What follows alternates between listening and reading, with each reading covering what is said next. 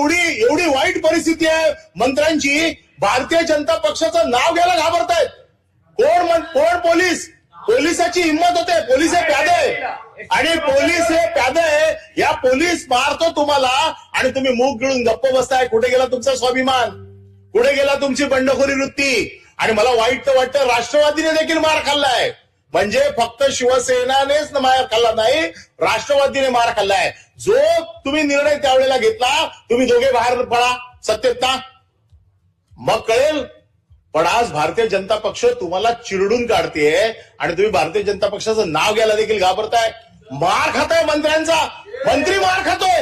आणि जर मंत्री मार खात असेल आणि या सभागृहामध्ये आपल्याकडे संरक्षण मागत असेल, हे सभागृह मंत्र्यांनी संरक्षण मागायचंय का सर्वसाधारण आमदारांनी मागायचंय? आमदार पायऱ्यांवरती सरकारच्या विरोधात, मुख्यमंत्र्यांच्या विरोधात 289 कडे 289 का बोलतो? अभूतपूर्व परिस्थिती महाराष्ट्रात निर्माण झाली आहे. आणि जेव्हा अभूतपूर्व परिस्थिती महाराष्ट्रात निर्माण होते त्यावेळेला हा विषय 289चा होतो. भारतीय जनता पक्षाकडनं तुळवले जात आहेत, स्वतःला वाघ समजतायत.